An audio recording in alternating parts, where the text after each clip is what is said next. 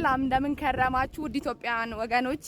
ምንገኘው በማዕከላዊ ኢትዮጵያ ክልል በሀዲያ ዞን ሲራሮ ባዶዋቾ ወረዳ ከሀኒቻ ከተማ አቅራቢያ ርቀት ላይ የሚገኘው ቡድ አመዳ ሐይቅ አካባቢ ነው። ይህ ሐይቅ ባለገበታማ ሐይቅ ነው። እንደምትመለከቱት በእሳተ ገሞራ ወይም ቮልካኒክ ኢረፕሽን ኃይል እንደተፈጠረ ይነገራል። አካባቢው በጣም ሞቃታማ አካባቢ ነው። በበጋ እስከ 40 ዲግሪ ሴልሺየስ በክረምት ደግሞ እስከ 36 ዲግሪ ሴልሺየስ ይመዘገባል ማለት ነው።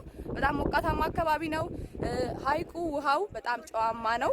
በዚህም ደግሞ ያው ጢሎንም ተመልክተናል፣ መጨፈራንም አይተናል። ቡድ አመዳ የሚለየው በጣም ጥልቅ የሆነ ሐይቅ ነው። ቡድ አመዳ ማለት ቀንድ ያዡ ነው። በፊት እንደሚነገረው በአፈ ታሪክ አባቶቻችን እንደሚያወሩት እዚህ አካባቢ ከብቶች ሲገቡ አንድ ከብት በጣም ቀንዱ በጣም ትልልቅ ስለነበረ ሸንተረሩ ወይም ደግሞ ማለፊያ መንገዱ ጠባብ ስለነበር አላስገባ ብሎ ቀንዱን ስለያዘው ቀንድ ያዡ ሐይቅ ተብሎ እንደተነገረም ይታወቃል።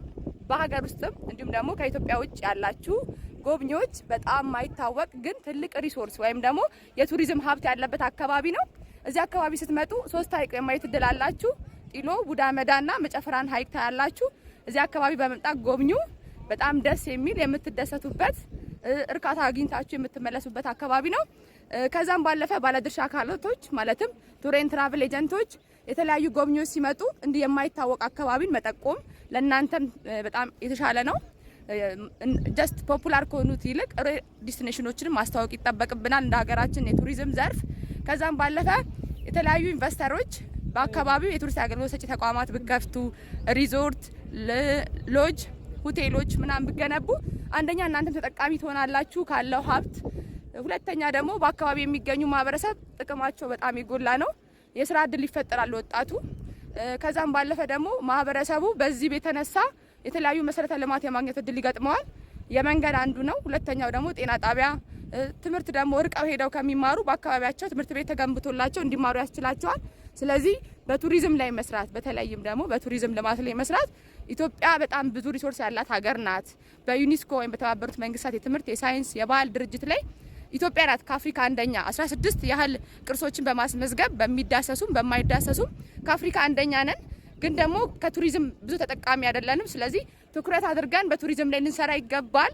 ቱሪዝም ለኢትዮጵያ በጣም ትልቅ ኃይል ሊያመጣ የሚችል ጭስ አልባው ኢንዱስትሪ ነው።